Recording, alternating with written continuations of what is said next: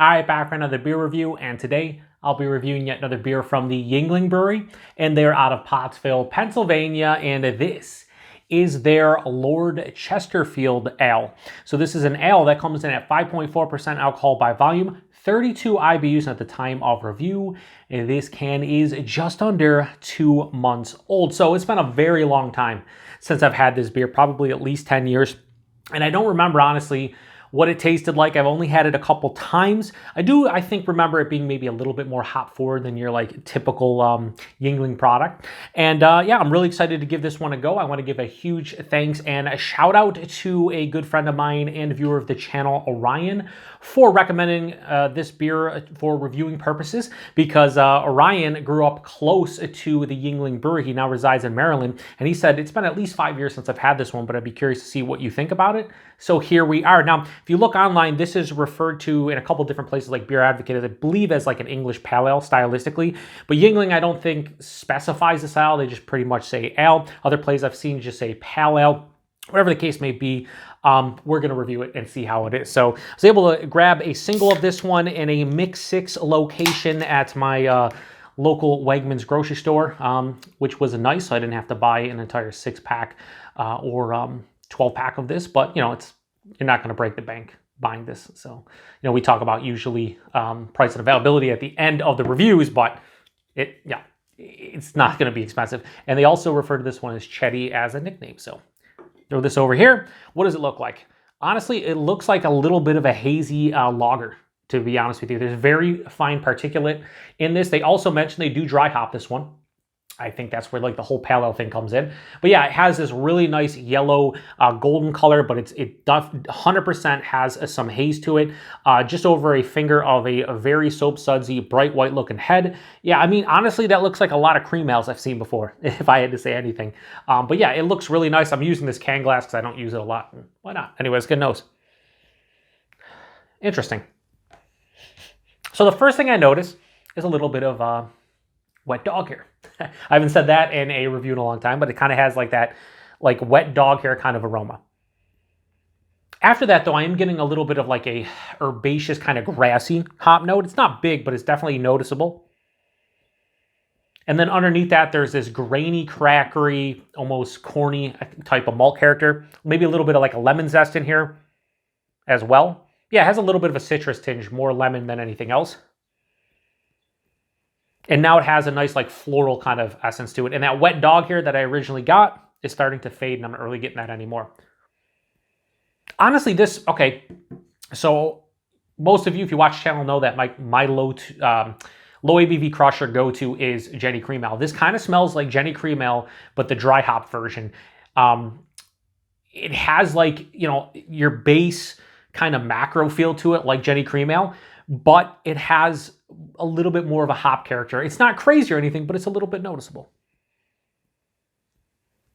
Yeah, it smells pretty good, honestly. Let's get into it. Cheers, everyone, and thanks again to Ryan for recommending it.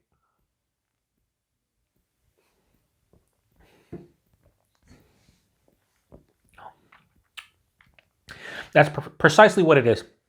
It's a macro beer of some sort, whether it's a lager, an ale, and this is an ale, that has a little bit more bitterness and a little bit more of like a hop character to it. That's pretty much what this is. It's not bad at all. I'm actually enjoying it.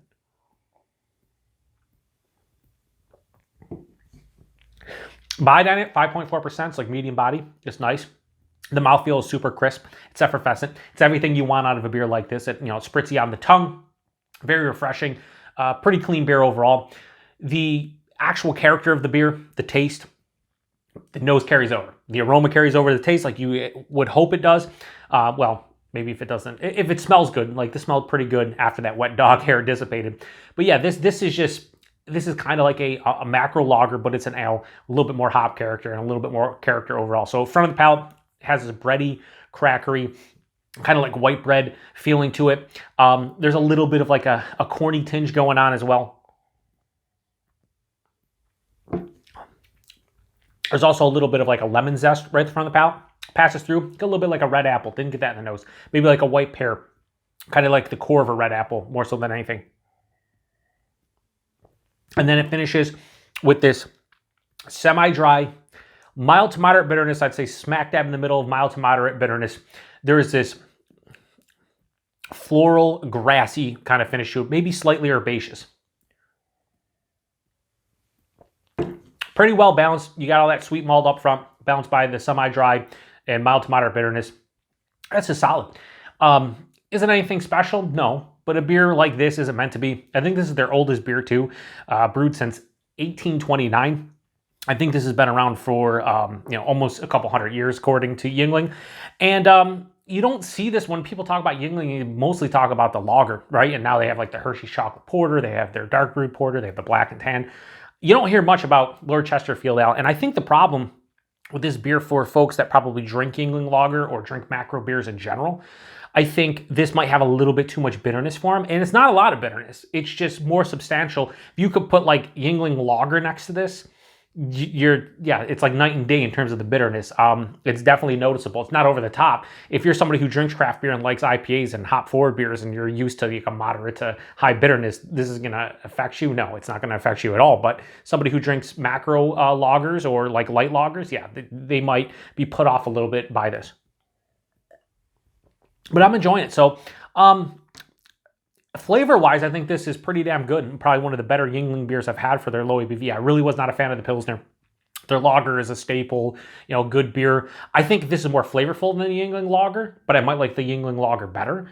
But I don't remember what I rated them. I will say that this is a pretty solid, you can call it English pale ale, you could be a little like a hoppy cream ale, whatever the case may be.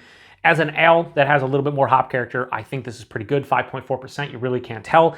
And this is higher in ABV than a lot of beers, that they're going to release for the most part, especially low ABV Crush is a little bit higher. This isn't in your 4, 4.5, 5 range. This is almost 5.5. So I would say that this is pretty solid. So Lord Chesterfield Ale from Yuengling, no issues giving this a straight 3.75 out of 5. I think that's where I'm going to go with this one. I think it's pretty damn solid.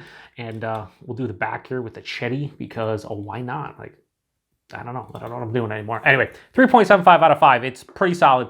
And I could see having this in the fridge when I want something with a little bit more hop character, but not over the top, and you don't want to break the bank.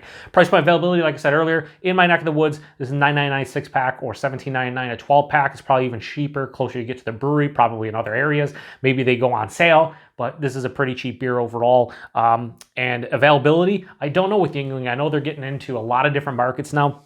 And I can't say the whole, wherever you see Yuengling, you should see this, because I don't really know if that's the case. I don't see this in a lot of places. When I do, though, it's typically the 12-pack. Like, being able to see a single can in a mixed 6-pack at my local Wegmans grocery store is kind of crazy, because I don't really see this one. I usually see, if anything, like the lager or the porter will be in there, but not this beer. So if you get Yuengling, do you see this one wherever you see Yuengling, or does it not show up? I'd imagine most people get the lager, probably the porter, the black and tan. You might see some, I think they have the light lager, maybe the mango beer too, the Flying Eagle or whatever it is. But yeah, anyway, if you've had this one before, post in the comment section. Let me know what you think about it. Do you like this one more than lager? Is this one of your least favorite or most favorite Yuengling products? For me, I'd probably put it closer to the top of Yuengling's beers. I like that it has a little bit more hop character, kind of more in my wheelhouse personally. And Ryan, I know that you've had this one before. Hopefully you get a chance to grab it and give it a go once again once you get back home close to the brewery again. So anyway, appreciate everybody stopping by for another beer review here on the Beer PaTroll. Huge thanks to Ryan for recommending this beer for me, and to the next one. Cheers.